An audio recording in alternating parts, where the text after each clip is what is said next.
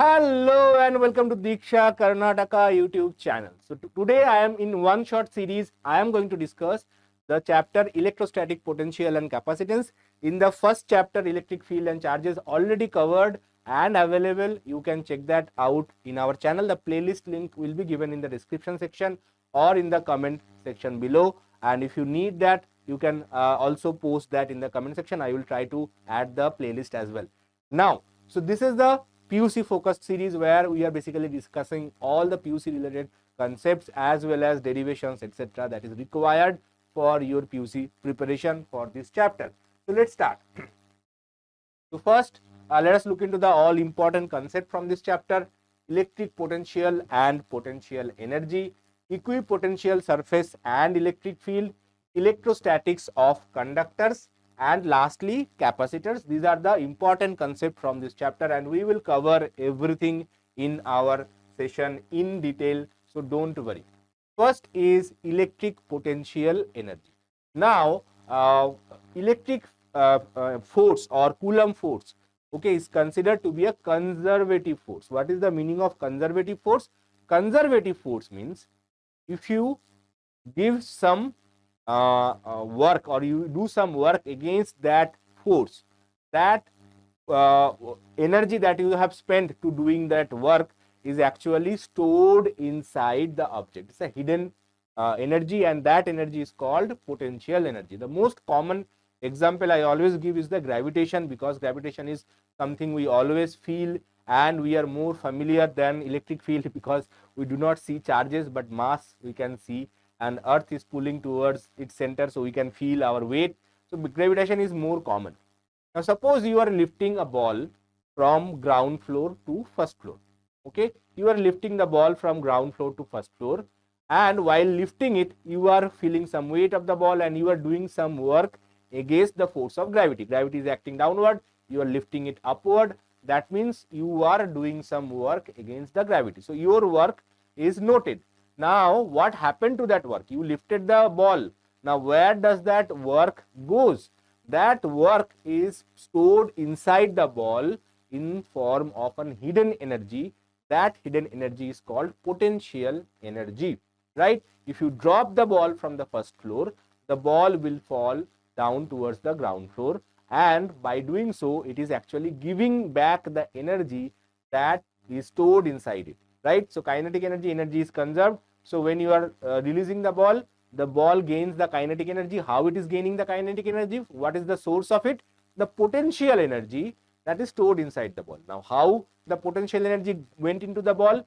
Because you have done the work by lifting the ball, right? So that is how energy works. Okay, so one form of energy is converted into another form, but very important part, work is also stored in a form of a hidden energy, and that hidden energy is called potential energy.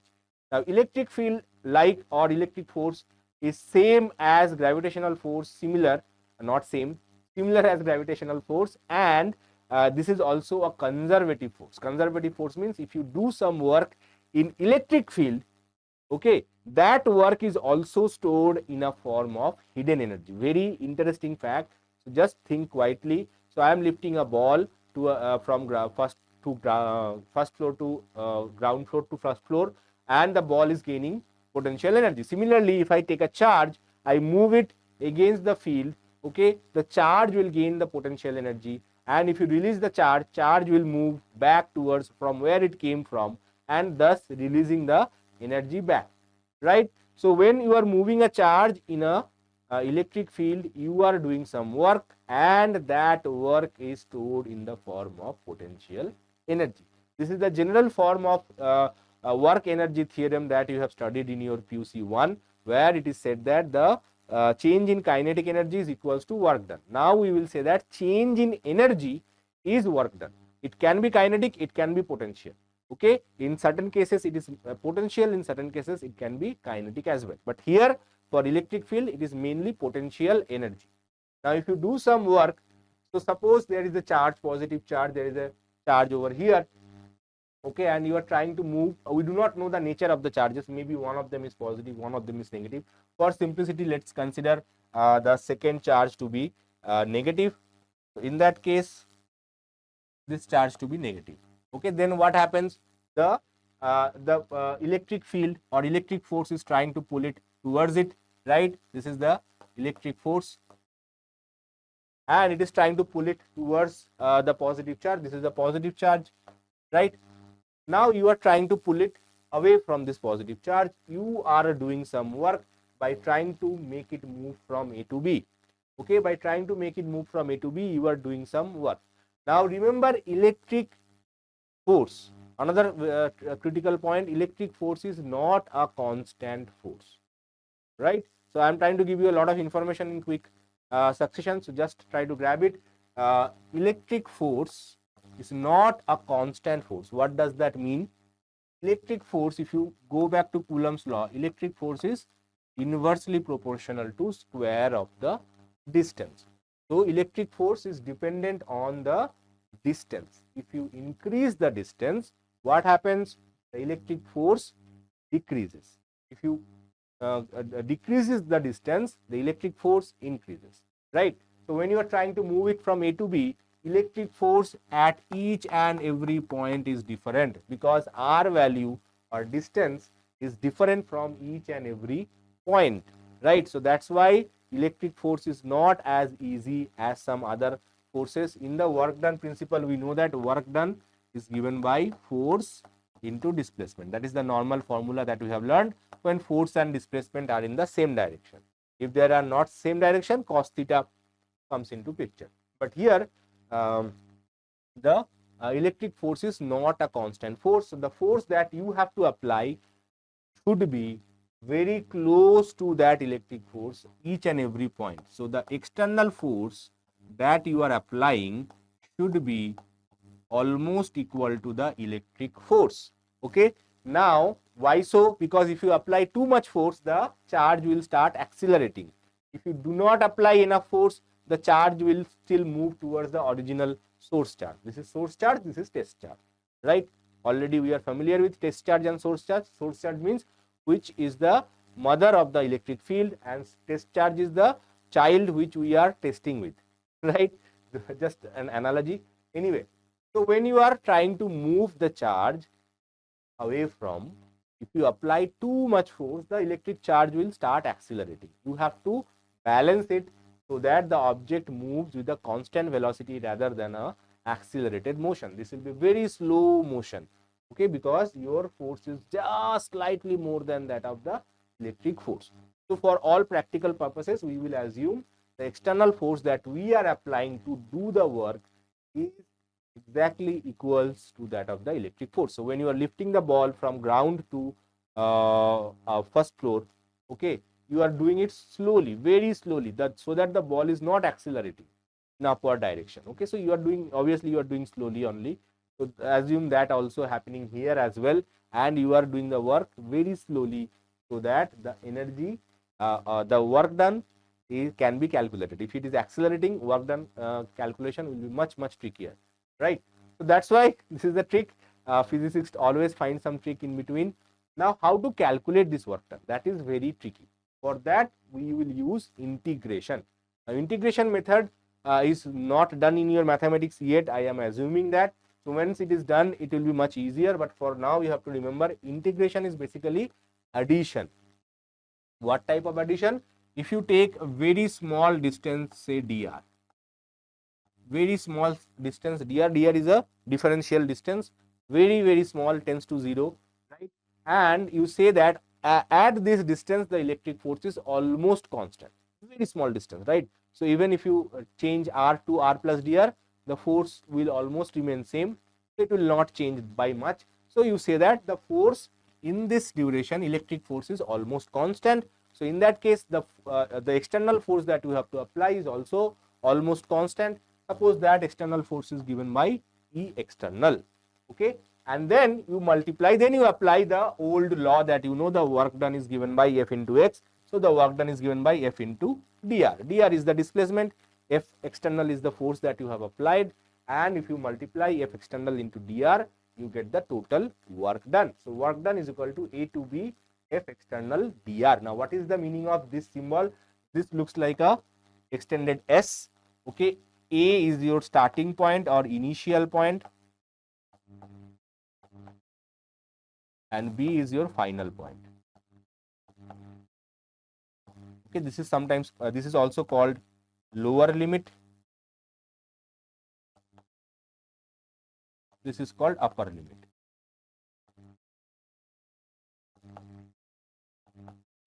Basic integration I will explain once more while doing the derivation of point charge, but for now this is sufficient. Okay, we don't want to give you too much information right away. So, and I have done a video on bridge courses where I have explained basics of integration. You can check that out as well. Okay, this work done is against the electrostatic force and gets stored as potential energy. So the work that you have done against the electric force, that work is stored in the form of a hidden energy, that is potential energy. Okay, and if you consider the potential energy of point A to be UA, total potential energy of UA, total potential energy of this point UB, then the change in potential energy, that is the work done. So when you are moving from point A to point B, basically this already have a potential energy over here. It all will have another different potential energy over here. So how much work is being done to move between 2 points? That is the difference in the potential energy, and that is denoted by UB minus A, and that is the work done that you have done to move it. Okay. Now, so now we are going into a new concept which is called potential. Potential is different than potential energy. So same as if you compare potential energy with force, then potential is comparable to electric field. Okay, if you remember, force was given by K, Q1, Q2 by R square. Electric field was only Q by R square. Right. Similarly, in case of electrostatic potential, okay, we require 2 charges, but for electric potential only, for potential energy we need 2 charges, for potential we need only 1 charge. Right. So basically reducing another charge, second charge we are making it to be 1. Okay. Electrostatic potential is potential energy per unit test charge. Potential energy per unit test charge. That is called electric potential. In terms of potential difference, it is delta V and delta U by Q. This is the definition of potential. And if they ask you what is potential energy, the potential energy is basically Q into delta V. Delta represents change, right? Now, what is the definition of potential? Work done by an external force in bringing a unit positive charge from infinity to a point is the electrostatic potential V at that point. Okay, so the work done by an external force in bringing a unit positive charge from infinity to a point is the electrostatic potential V at that point. So the work done to bring a charge from somewhere in infinity to a point. Okay, obviously infinity we cannot properly understand, so we will have to use some dotted line, then we have to bring it here. Suppose we do some work to bring the charge unit positive charge. Obviously we always take unit positive charge, so whatever work that we do, that is equals to potential of that point. This is the definition of potential at a particular point. So this is an electric field. This is an electric field, right? Clear? Move on. Few points that you need to remember about potential. Potential energy and potential are not the same. Again, I am repeating. Work done to bring a unit positive test charge from a point A to point B is the potential difference between those 2 points. So suppose there is an electric field over here, okay, and you are doing some work to bring a charge from say A to B. You are doing some work. Okay, that work is actually potential difference. That work is actually potential difference between A and B. Final minus initial. Always remember, final minus initial is equals to work done. Final minus initial. If the work done by the external force is positive, then the potential difference is positive. If final minus initial is positive, work done is positive, like that. Okay, if the work done by the external force is negative, then final minus initial will be negative quantity. So potential difference will also be a negative quantity. So in that case, system is doing work, external force is not doing any work. That is the major thing. Okay, if the force negative means external force is zero, only system force is acting. And so some students actually understand what is the meaning of negative force. Negative force means applied force is zero, only the external internal electric field is acting on the charge, and it is bringing it closer or making it moving it further away. So in that case, potential difference will be negative. Remember that. Now, potential due to a point charge. So here we are going to do the derivation. So here we have, let me draw a line. Suppose we have a point charge, say point charge Q over here. We are trying to find the potential at some point P. We are trying to find electric potential at some point P at a distance R from this charge. Okay, so how to do that? So what is the definition? Definitions tells us that if you do some work to bring a unit positive test charge from infinity till that point, then whatever work you are doing, so if you bring a unit positive test charge from infinity to this point, the work done is actually the potential of this point, because at infinity potential is zero. At infinity potential is zero. Even potential energy is also zero. At infinity potential energy, or everything is zero. Now if you do some work to bring a unit positive charge from infinity to the point P, then what is your work done? That we have to discuss and show it over here. Now obviously we cannot understand infinity properly, so for that what we will be doing, we will use intermediate point. We will use an intermediate point, say at a distance x. Okay, at an arbitrary distance between infinity and point P, they are somewhere in between. Okay, and we say that, okay, let us bring the charge from point A to point B. Okay, the distance is very small, saying dx. Okay, and the distance of B is at a distance x. Okay, so we are bringing the charge, test charge, by a very small distance dx, and we will try to calculate how much work we need to do. Okay, so first of all, what is the electric force acting on this? The electric force acting on this is obviously given by K Q upon x square. Why x square? Because the distance is x, so electric force is K Q upon x square. Now how much external force that you need to apply?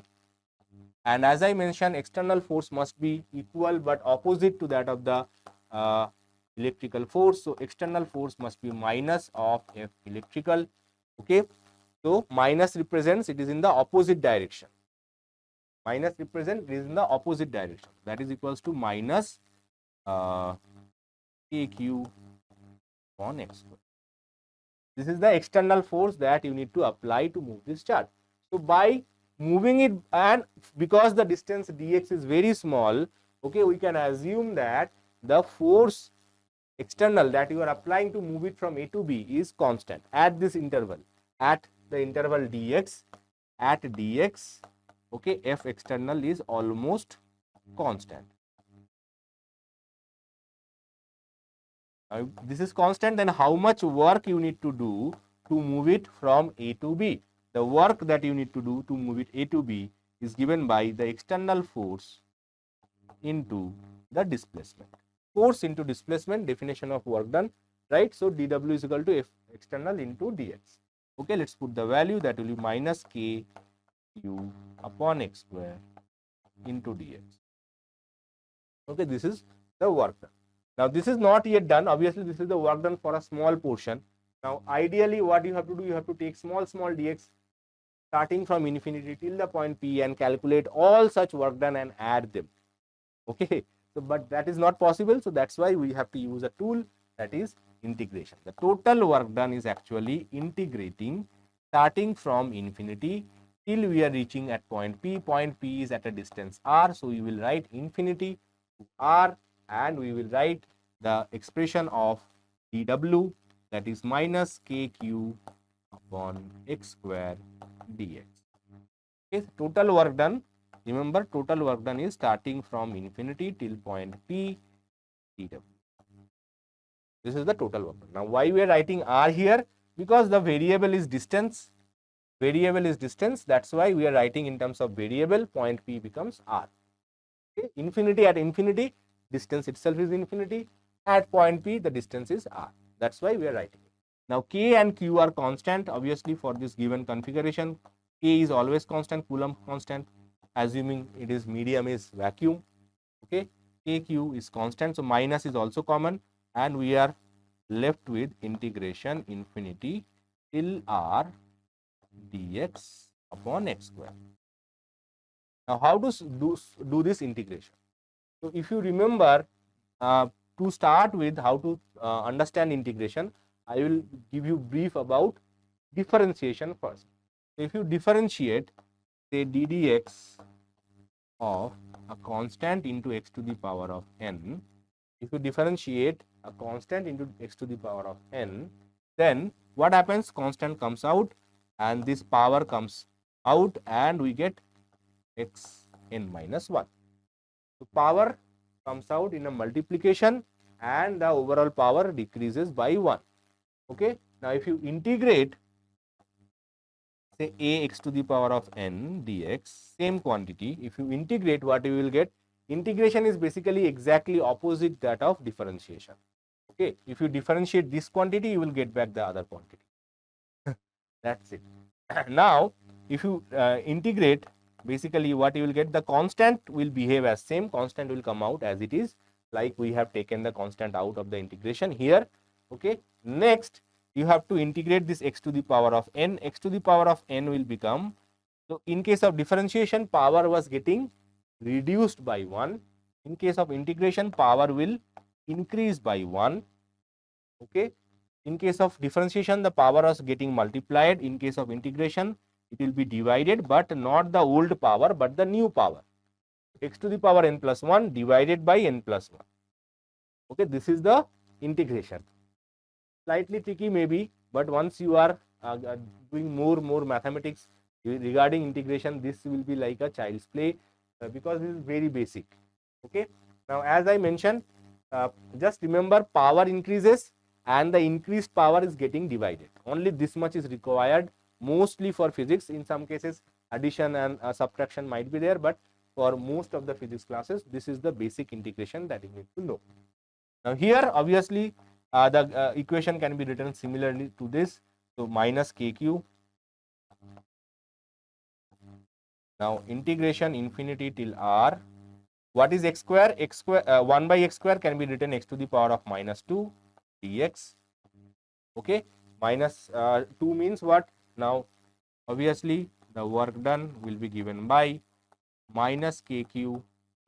Okay, let's solve this integration. Integration will be x to the power of minus 2 plus 1 divided by the same power minus 2 plus 1. And there will be limits because it's a definite integration. So, let me write it slightly. I think infinity is getting merged. Just let me write it slightly below. So, kq integration infinity till r x to the power of minus 2 dx. Now, I hope this is clear. So, your lower limit is infinity, upper limit is r. Your lower limit is infinity, upper limit is r. So, w will be minus kq. And if you see that here, x to the power of minus 2 plus 1 means what? X to the power of minus 1. And minus 2 plus 1 in the division means it will be x to the power of minus 1 by minus 1. Right? So, we can write it x to the power of minus 1 by minus 1 limit infinity till r. Now, what is this means? This means minus 1 upon x. This means minus 1 upon x, right? Now I can erase it. Basically, you have to write minus 1 upon x. So W, or let me not write W, equals to minus KQ minus 1 upon x infinity till r. Right? Now, this minus will come out and it will cancel the other minus. So it will be KQ 1 by x infinity till r. Now, what we have to do? We have to put the limits. How to put the limits? First, we have to put the upper limit. So, KQ 1 by r minus the lower limit. So, instead of x, we will put the upper limit first. Instead of x, we will put the lower limit next by adding a negative sign. The lower limit is 1 upon infinity. Now, 1 upon infinity is 0. So, what we are left with? We are left with 1 by 4 pi epsilon naught. If you remember, K is 1 by 4 pi epsilon naught and Q upon R.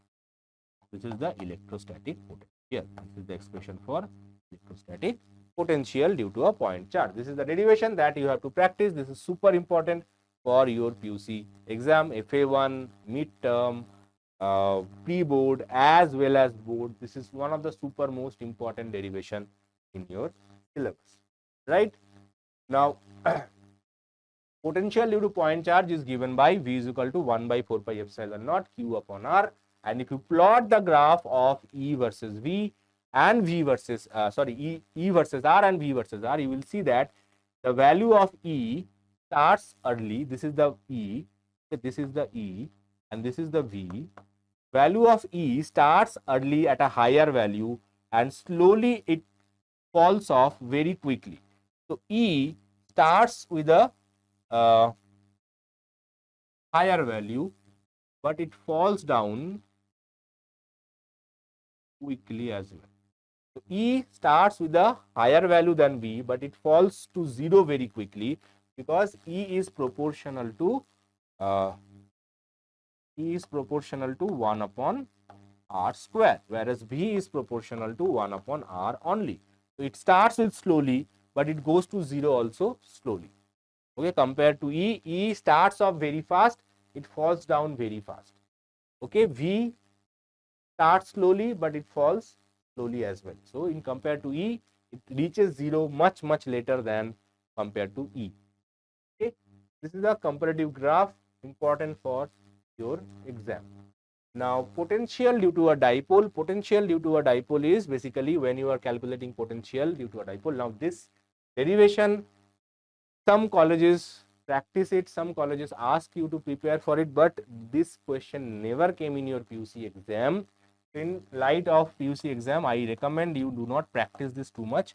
Only formula is important. Okay, 1 by 4 pi epsilon naught P cos theta upon R square. Okay, if you want to practice it, you can practice it. I may be doing it in future, but for sake of your, if you have not done it previously, or if it is not done in your college, you can completely skip it. But some colleges do prefer it. They saying that you have to practice it. This is one of the most difficult derivations, but trust me, it has never came in the board exam, and there is a 1% chance of it coming in the exam, right? Move on with another important concept, which is equipotential surface. An equipotential surface is a surface with a constant value of potential at all points on the surface. So, if you are basically saying that potential, we calculated potential, but if you can find a area or a plane or a sphere or some surface where each and every point all potentials are same, then if you join all these points, if you get a surface, that surface is called equipotential surface. For example, if you take a point charge, this is the one of the most important example. If you take a point charge at a distance, no matter if you are going right, left, up, down, wherever you go, okay, if the distance is constant, the potential remains constant, right? Because it is dependent on the potential is dependent only on the distance 1 upon r. It is not a vector quantity as well, it is a scalar quantity. The value of potential will be constant if you draw a circle. In 3 dimension, it is a sphere. Okay, so if you draw a sphere, each and every point on that sphere, the electric potential will be constant, right?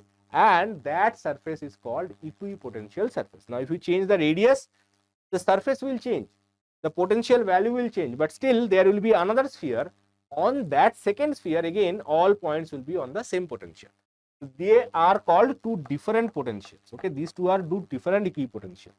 Similarly, if the electric field lines are parallel, you will get planar equipotential surface. These planes are also parallel to each other.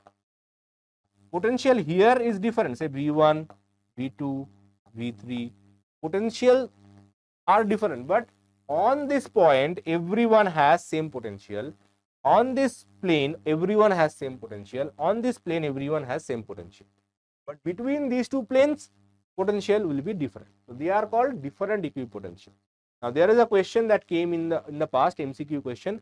What is the nature of equipotential surface for a point charge, which is a spherical, concentric spherical. Concentric means all the centers are same. Centers are at the charge and they are spherical in nature. Okay, I think it was being asked either 2 plus 1 or in a MCQ question. Okay, for any charge configuration, equipotential surface through a point is normal to the electric field. This is also very important. If you are considering electric field, okay, suppose this is electric field, okay, equipotential surface will always be normal. Electric field will always be normal to the surface. Okay, so surface and the angle between surface and electric field will be 90 degrees. Okay, area vector, if you consider area vector is normal to the surface. So angle between electric field and area vector will be 0. Right? Area vector is different, surface is different. The angle between the surface and electric field is 90 degrees. Angle between area vector and electric field is 0. Okay, for equipotential surface. Now there is a small derivation here again, where we are trying to find the relationship between electric field and electric potential. Okay, electric field and electric potential, we have to find the relationship. Here we are going to consider two different equipotentials. One equipotential is at potential V, another equipotential is located at V minus delta V, okay, or del V. Okay, so these two are basically two equipotential surfaces. All points on this surface have same potential. All points on the second surface have the same potential. Okay, now if we try to move a charge from A to B, okay, how much work that we need to do, that we have to calculate. Now by definition, work that we have to do to take it from A to B is actually the difference in potential, right? Difference in potential. Now what does that mean? Always remember final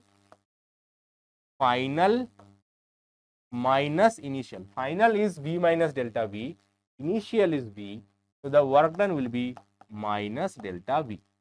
Work done to move a charge from A to B is minus delta V.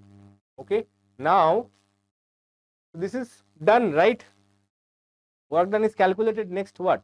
No, we are trying to find the relationship between electric field and potential. That means work done, calculating work done in one way is not sufficient. You have to calculate the work done in another way, assuming the distance between these 2 points very small, delta L, okay, so that the electric force between these two planes are almost constant. What is the electric force? The electric force that is acting here is given by Q into E. Q is the charge that you are trying to move. Okay, Q is the charge that you are trying to move. Suppose Q charge you are trying to move from A to B. So the force acting on the charge is Q into E, right? Now what is the work done by the electric field? The work done is the electric force that is acting into the displacement, which is delta L. Delta is very small, by the way. Okay, this is another small delta. This is small delta. This is big delta. Big delta means somewhat bigger. Small delta means smaller. It is almost same as writing it as D, differential. Okay, delta x and dx are almost same. So small delta x, if you write, you can write it as dx. Okay, so the work done, the displacement of the charge is delta L. So the work done is Fe into delta L, but both the work done must be same. By the definition of conservation of energy, two different work done from point A to B cannot be different. That means these two work done must be same. So FEL into delta L must be equals to minus delta V, or now you have to make the charge to be unit positive charge, right? So that the work done remains for V as well. So Q is unit positive charge, right? So Q E is equal to 1, Q is equal to 1. So now F electric field is equals to E into delta L equals to minus delta V, or E is equal to minus delta V by delta L. This is the relationship between electric field and electric potential. Differentially, this can be written as Ex equals to minus dV. This is the differential form. Okay, if you have started with dx, dV, you could have came into this equation, but in the textbook it is given delta V, delta L, so I am keeping it like that. Okay, move on. System of charges. Okay, so now we are going to find the potential energy of a system of charges. So final, so here when you have three charges, say Q1, Q2, Q3, okay, three different charges located at some distance. Okay, what is the potential energy of this system? Based on this, numerical questions might come. So remember, the formula is very simple: 1 by 4 pi epsilon naught Q1 Q2 by R12, Q1 Q3 by R13, Q1 Q3 by R23. This is basically same as Coulomb's law and electric field.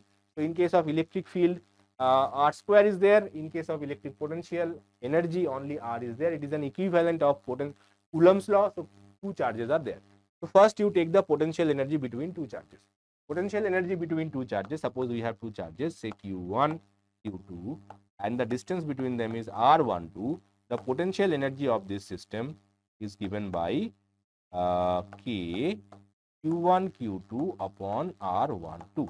This is the potential energy due to a point charge.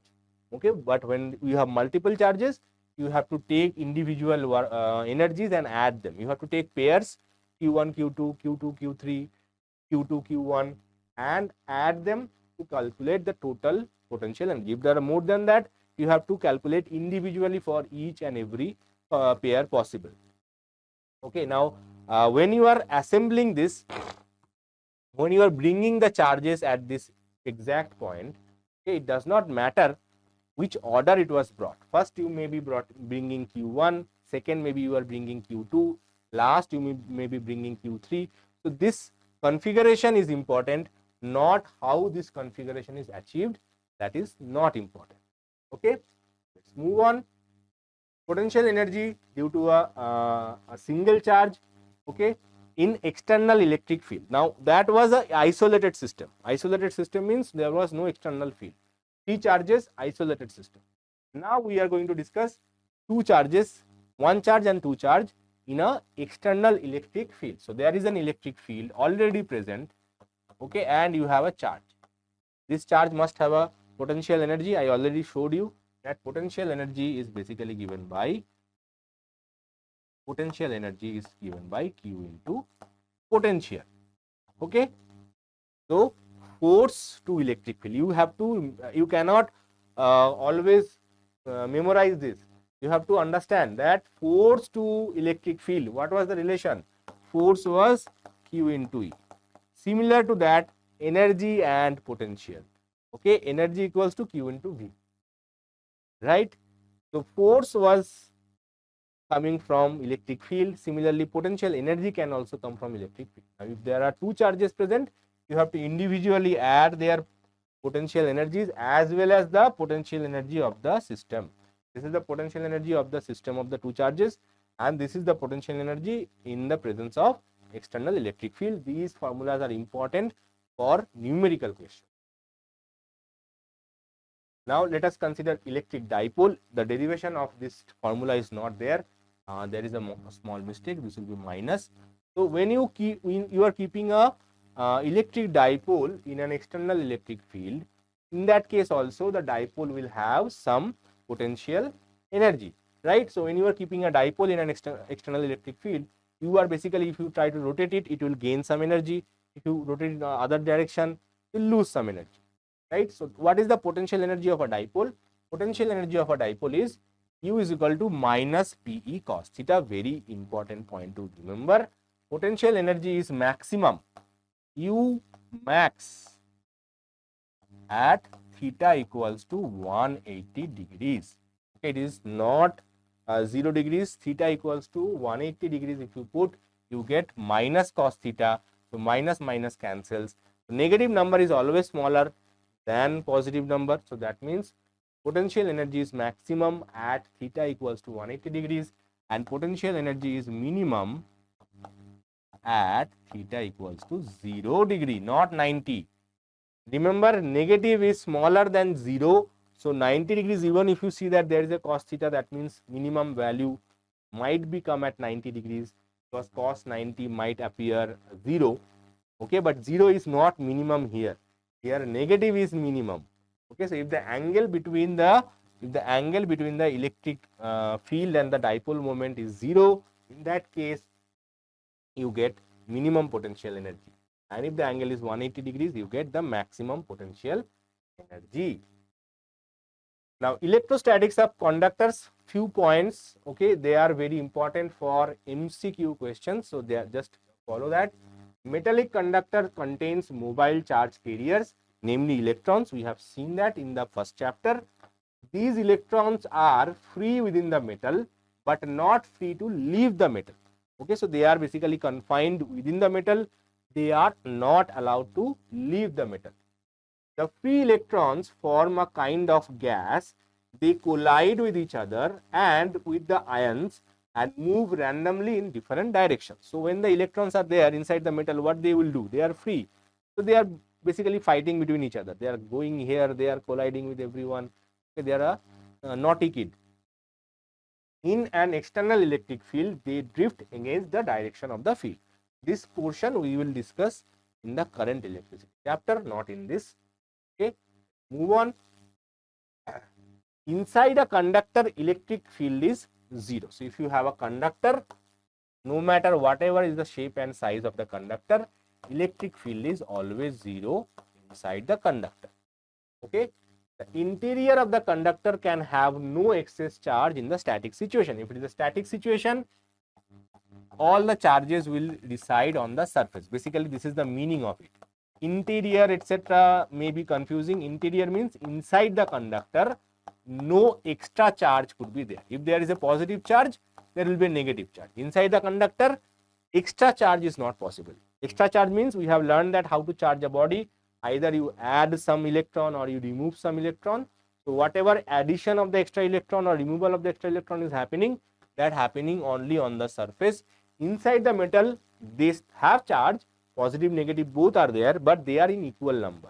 Everything, the extra charge, positive or negative, that will always stay on the surface. Even if you take some electron from inside the metal, eventually positive charges will move towards the surface.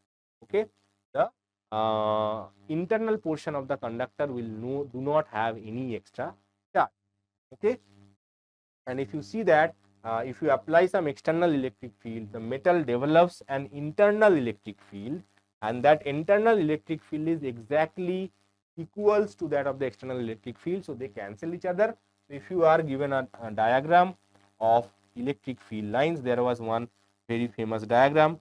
Okay, remember, electric field are always normal to the surface. So this is how it is going, and this is how it will come out.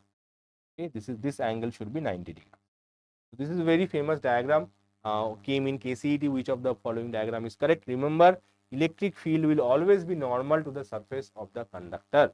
Okay, electric field will always be normal to the surface of the conductor, no matter what. And inside the conductor, electric field lines do not exist, so it will not be there.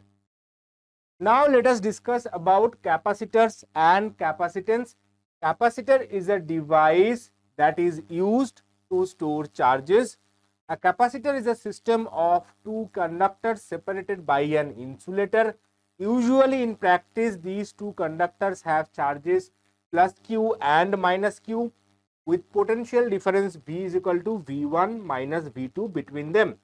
Q is called the charge of the capacitor, though in fact it is the charge on one of the conductors. Okay, the total charge of the capacitor is 0. Very important point. So suppose we have basically capacitor means we always mean two parallel plate capacitors where two parallel plates are there.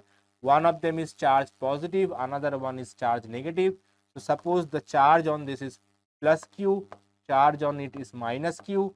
Then the charge of the capacitor, if you say charge of the capacitor, it is Q. If you say total charge of the capacitor, is 0. Right?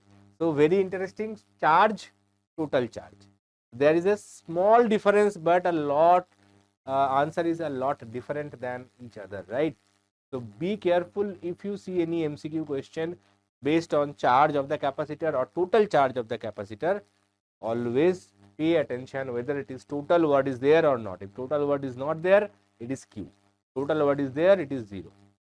Okay, so generally they will give you some diagram like this and they will say what is the total charge of the capacitor, Q minus Q plus 2Q, 0. Total charge, 0. Charge of the capacitor, Q. Okay, this is slightly confusing, but you have to remember charge of the capacitor refers to only the positive charge, whereas total charge refers to addition of plus and minus both, which is obviously 0. Okay, so the electric field in the region between the conductors is proportional to the charge Q. That is, if the charge on the capacitor is say doubled, the electric field will also be doubled at every point. So between the charge capacitor, obviously we know that positive to negative there will be some electric field present. Okay, and this electric field is proportional to the charge. So if you double the charge, so electric field is proportional to the charge. If you double the charge, electric field will also be double. Okay, points for MCQs. So you have to pay attention. Any and every line can be asked in an MCQ question.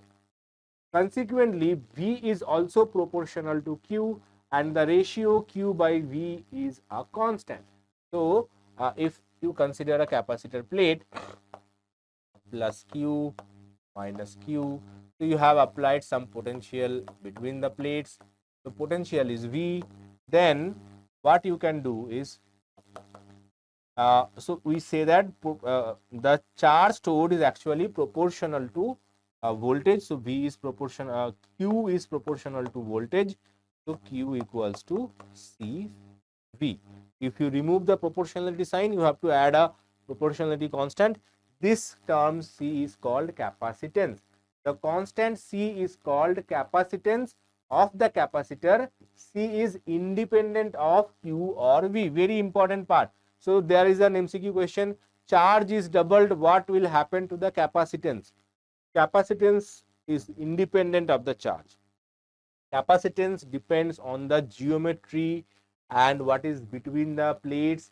Based on that, capacitor depends. Capacitor is a proportionality constant. Proportionality constant is generally independent of the equation.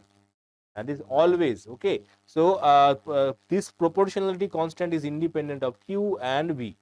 It is a constant, right? But constant means it is not a universal constant like gravitational constant. It is an arbitrary constant. Arbitrary constant means it changes based on certain situations. Okay. So for example, how large is the capacitor plates? What is the separation between the plates? We will come that, we will derive that as well. So based on that, the capacitance changes. Okay. The SI unit of capacitance is 1 farad and 1 farad is equals to 1 coulomb per volt. Obviously, the capacitance C depends on the geometrical configuration, shape, size, separation, etc. of the system of combination, system of conductor, sorry, and the type of insulating medium between the conductors. So between the conductors, we generally have, if nothing is there, we have air. But air is the very basic cases. For all practical purposes, we use different layers of insulating medium. It can be wax, it can be mica, it can be something else. Okay. I remember when I was a student studying, doing my MSc, we have to find the dielectric constant of water. So basically, we have to create a capacitor with water in between. Okay, that is one of the most difficult experiment, because obviously water is not water is a fluid, right? So we have to measure the dielectric constant, and the experiment basically keeping water between the capacitor plates and measure its capacitance with air and with water, and then we have to compare. So it was one of the most difficult experiment. Okay, the capacitance C depends only on the geometrical configuration, shape, size, separation of the system of two conductors, and the type of insulating medium between the conductors. From the above equation, we can see that large C, for large capacitance, V is small for a given Q. So if you can have a very large capacitor, capacitor basically determines how much charge it can store. Basically, capacitor means how much charge it can store given a potential difference. Okay, so if you have a very large capacitance, you can store a large amount of charge with a very small voltage, which is beneficial, which is useful in our practical life. So that means we can store a large amount of charge, but we spend very small amount of voltage, right? So that means you are buying one getting 10 free, like that. Okay, buy one get 10 free, which is obviously not possible. So basically, if you are giving a very small little voltage and you are getting large amount of charge only when capacitance is super large. Okay, now in practical cases, high potential difference implies strong electrical field around the conductors. A strong electric field can ionize the surrounding medium. So now if you are basically trying to store a large amount of charge, you have to apply a large amount of voltage, because in general capacitance value is not very high. Okay, capacitance has a limitation. Even 1 farad is a very large value, which is we generally do. It is impossible to build a 1 farad capacitor. We generally see 1 nanofarad, picofarad, okay, microfarad, up to microfarad we see. Okay, more than microfarad, if you want to develop a 1 farad capacitor, that will have a huge capacitance, which is very difficult to build one single capacitor of having 1 farad capacitor. Right now, that's why if you are trying to store a lot of amount of charge between the conductors, so this is just an illustrative example of two conductors storing some charges, there will be a large amount of electric field, okay, will be generated between the plates. Okay, a strong electric field can ionize the surrounding air. So what is the job of electric field? Electric field, basically electrons always try to move in the opposite direction of the electric field, whereas proton or the nucleus always try to move in the direction of electric field. So what happens? Basically, it is like a plucking a fruit from a tree. Okay, so such a high strong wind is blowing, and one ripe mango fall from the tree, like that. Okay, so basically mango is trying to come down and the tree is trying to hold it up, same way, but when the strong wind comes, mango is falling down. Same thing happens. Air or medium present inside between the capacitor plates can ionize the surround in between medium. It is mainly for air. We are so far considering only air. So surrounding air, whatever is between the plates, it is basically ionizing. Ionizing means, suppose nitrogen molecule was there, it's basically forming an electron and nitrogen plus. Okay, an electron and nitrogen plus, that is called an ion. That is can be formed at very high electric field. So if you try to store large amount of charge, a large electric field is required, and that large electric field will ionize the air. So suppose one atom, nitrogen atom. First, obviously, nitrogen molecule will be there.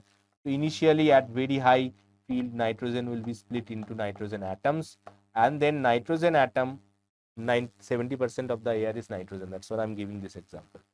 Okay, so nitrogen will split into nitrogen plus electron. This happens at very high electric field can do such things. Okay, that's why we see some sparks. Sparking means some ionization happening, some other formation is also happening. I'm not going into the detail, but the spark basically is one of the reason is this. Okay, now because of this high ionization, the electrons move towards the positive charge and the positively charged ion move towards the negative charge. Okay, so this partly neutralize the charge on the capacitor plate. So what happens? This is positive, this is negative, this is air, they are free to move.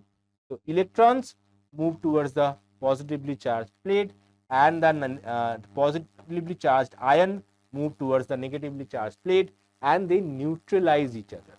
Neutralize means positivity decreases, negativity decreases, so overall the electric field decreases. Okay, the charge of the capacitor leaks away due to reduction in insulating power of the intervening medium. So capacitor is slowly losing its charge. Capacitor is slowly losing its charge. The maximum electric field that a dielectric medium can withstand without breaking down is called its dielectric strength. So the maximum pressure that you can sustain, okay, without breaking down. So parents are saying do that, your teachers are saying do that, I am saying do that, and you are thinking, oh, how many things I have to do, right? So you also have a limit, and before you polarize and become mad. Okay, that's why I always request you to continue your study. Do not break away from the lecture, so that you always feel confident enough, right? Now, the dielectric strength of air is about 3 into 10 to the power of 6 volt per meter. For a separation between conductors of the order of 1 centimeter, or this field corresponds to a potential difference of 3 into 10 to the power of 4 volt between the conductors. So for air, the dielectric strength is 3 into 10 to the power of 4 volt between the conductor, which is actually, it appears to be very high, but even if you see this is very high voltage, the capacitance will not be that high. Okay, there is a limit to the amount of charge that can be stored on a given capacitor without significant leaking. In practice, a farad is a very big unit. So that's what I'm discussing.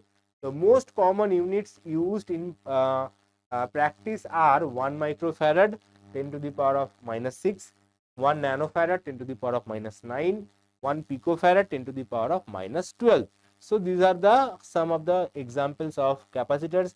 Now maybe you may not have seen capacitors in reality, but these things are actually located inside a lot of electronic devices, and if you have seen some old motherboards or chip boards, there you will find these kind of things which are very common.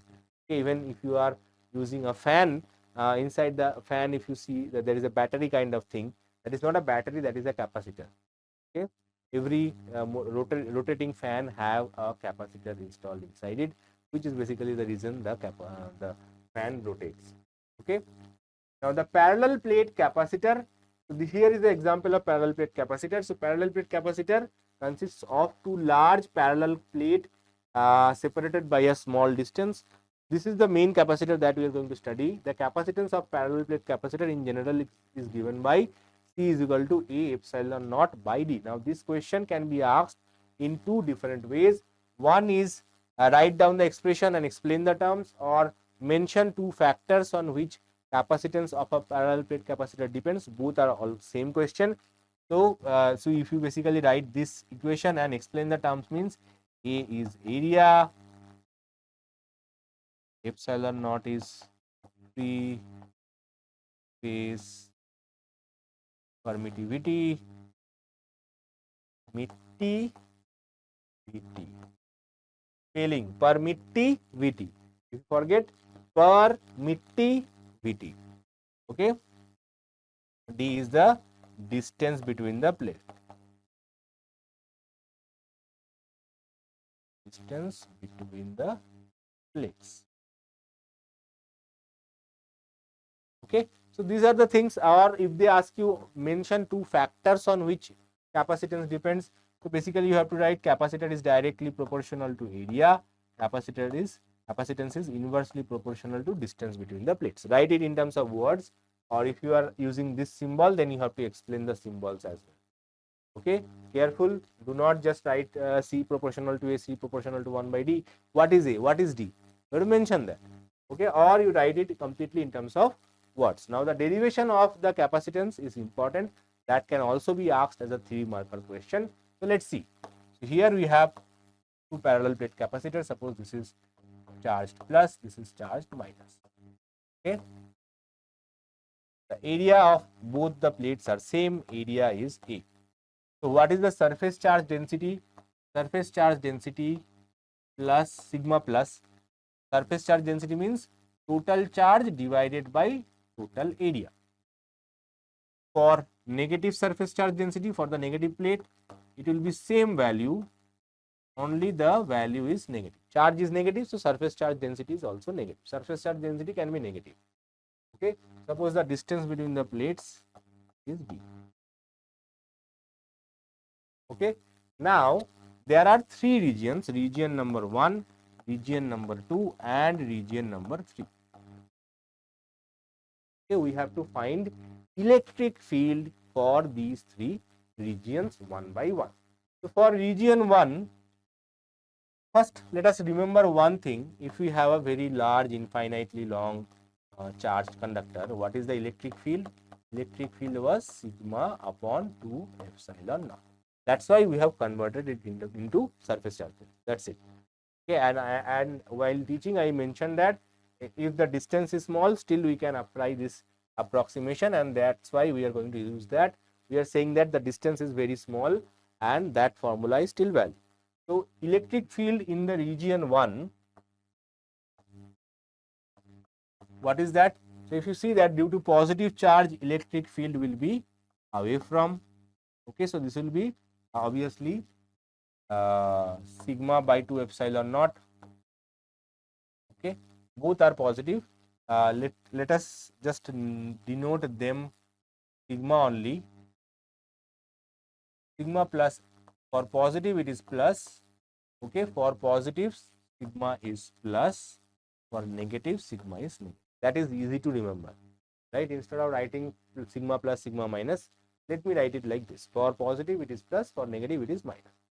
Okay, now for positive charge, this is in this direction. For negative charge, it is towards the charge. Okay, so basically if you try to find the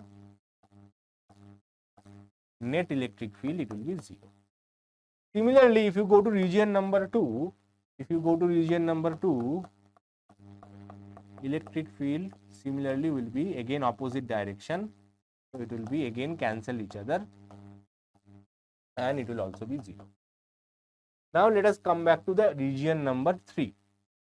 In region 3, electric field due to positive charge will be away from. Always remember, electric field due to positive is always away from the charge. Electric field due to negative is always towards the charge. If you are confused, try to analyze it on your own. You will figure it out. Okay, and if you still have some doubt, you can read your NCERT once more after watching this lecture. That will also clear your doubt. So for negative charge, the electric field will also be towards. So electric field, we are trying to find this region in between the plates. So this is the positive electric field, this is the negative electric. Now you see that electric field is same direction. So here electric field in the region number 3 must be added. Okay, sigma by 2 epsilon naught plus sigma by 2 epsilon naught. So they will be added and total electric field will be 2 sigma upon 2 epsilon naught. That is sigma upon epsilon naught. This is the resultant electric field in the between the plates. Here electric field is 0, here electric field is 0, and here electric field is sigma by epsilon naught. Okay, so we have calculated the electric field. Now we have to relate it with the capacitance. How to do that? For that, we will just go back a few pages back where we derived that electric field was given by dV by dx or minus dV by dx. If you ignore the negative sign, we can write it dV by dx. Now, what is dV? dV is difference in potential or delta V.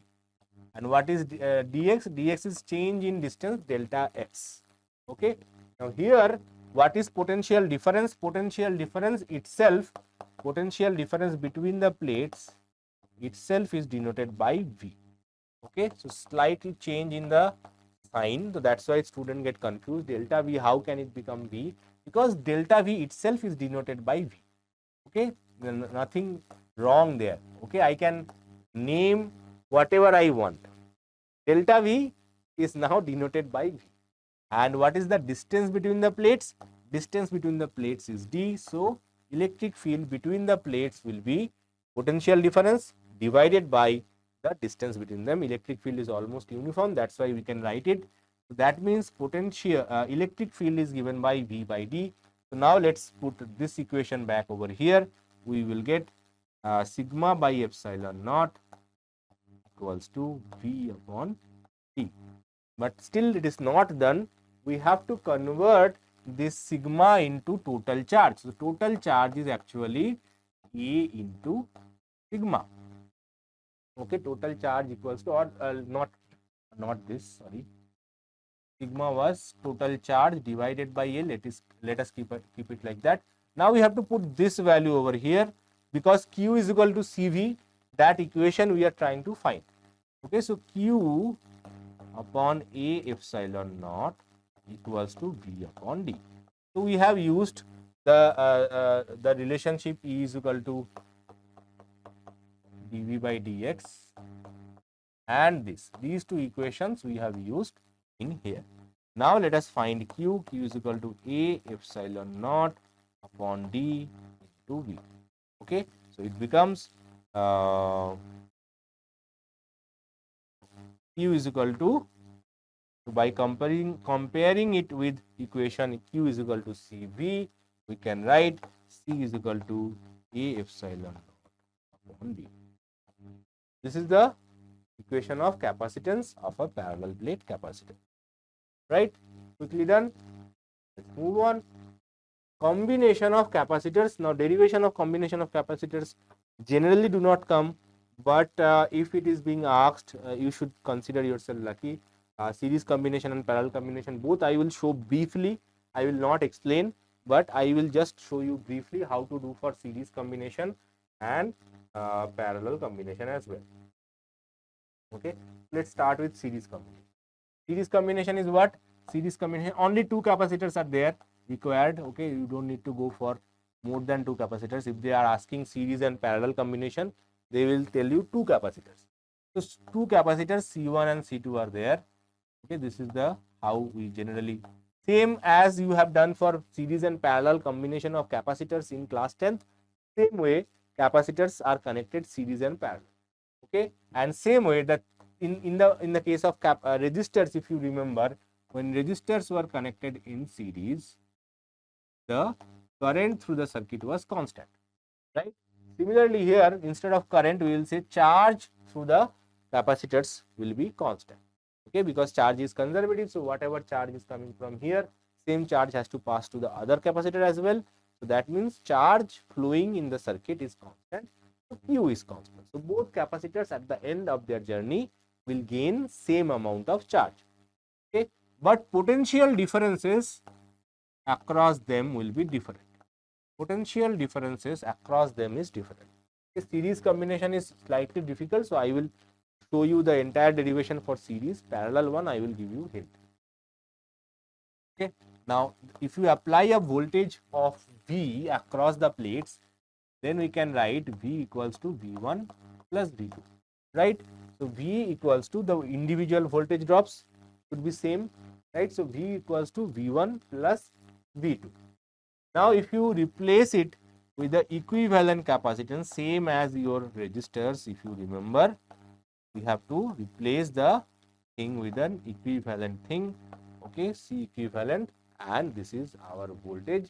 Now you have to calculate the this C equivalent. How to do that? So first, charge is constant. So for capacitor 1, Q equals to C1 1, or V1 equals to Q upon C1. Similarly, for capacitor 2, we can write V2 equals to Q upon C2. Right? For equivalent capacitor, only one capacitor is there, but the charge stored is still same. So for equivalent capacitors, Q equals to equivalent capacitance into voltage. So we can write V is equal to Q upon C. This is my equation 1, this is equation 2, This is equation 3. Now we will use all these equations back to this equation. So V becomes Q upon C equivalent equals to V1 becomes Q upon C1, V2 becomes Q upon C2. So we get 1 by C equivalent is equal to 1 by C1 plus 1 by C2.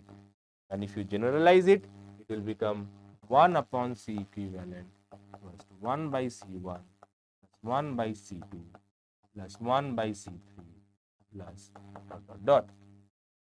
So series combination of capacitors is almost same as parallel combination of resistors, right? Series combination of capacitor is almost very similar to that of parallel combination of resistors, right? The formula wise, right? Obviously the quantities are different, but now if two capacitors are there for two capacitors like resistances, we can add a small trick, that is C1 C2 by C1 plus C2, and this is only for two capacitors. Okay, and if n number of equal capacitors are connected in series for n capacitors of same capacitance, then C equivalent becomes C upon n. These are some shortcuts for KCET exams. Okay, parallel combination. So parallel combination is same as series combination of resistors. So it is C1 plus C2 plus C3 plus dot dot dot. Now how to do that mathematically? I will give you a hint. As I mentioned, I am not going to do that in detail. So series combination of capacitors, parallel combination of capacitors.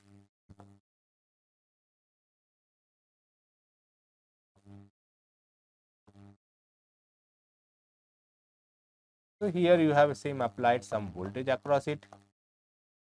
Okay, this is C1, this is C2.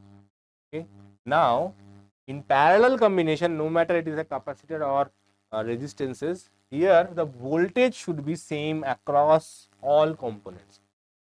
Same voltage will be applied across C, same voltage will be applied across C2 as well. But the charges passing through them will be different.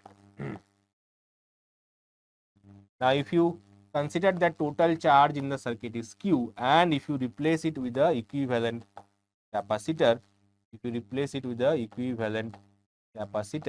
okay, and if you apply the same amount of voltage across it, okay, it will also allow the same capacity charge Q to pass through it. Okay, this is the equivalent circuit. Equivalent circuit works if you replace the entire combination with one single capacitor, that is called equivalent capacitor.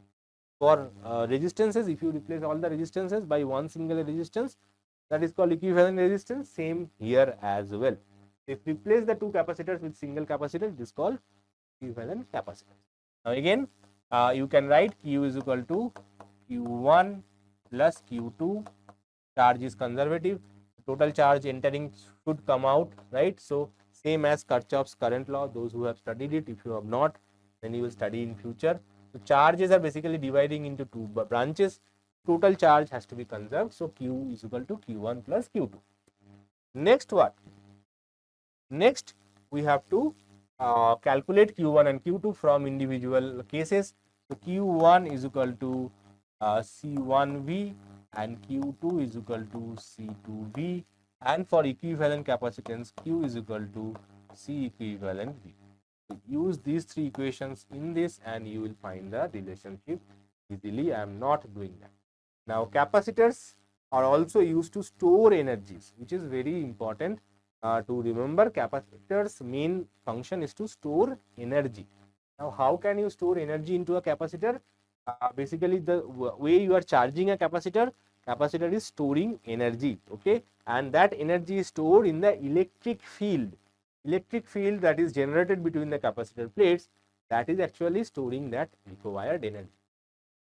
Okay, now what formula we use to calculate the potential energy? Potential energy is given by half CV square. Now how this is came?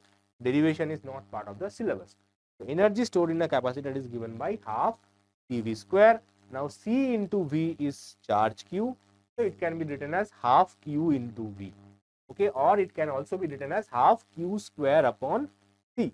So this is the alternative formula. Most commonly you will be able to solve using this, but some cases these formulas can be slightly easier, especially in competitive cases. Now one very important part is that energy density or expression for energy density in a capacitor. Energy density or small u is denoted by total energy stored divided by the volume of the capacitor, divided by volume of the capacitor. So if you do that, you will find that the energy density is half epsilon naught E square. Again, this derivation is also no longer part of the syllabus. You don't need to do it. But yes, this expression is important. They might say, write down the expression for energy density in the capacitor and explain the terms. So you have to remember energy density small u, epsilon naught free space permittivity, and E is electric field. Okay, so this is how you can remember it, and based on this maybe some small questions can also come over here, right? This is the end of this today's session, and I will be back with a new chapter very soon.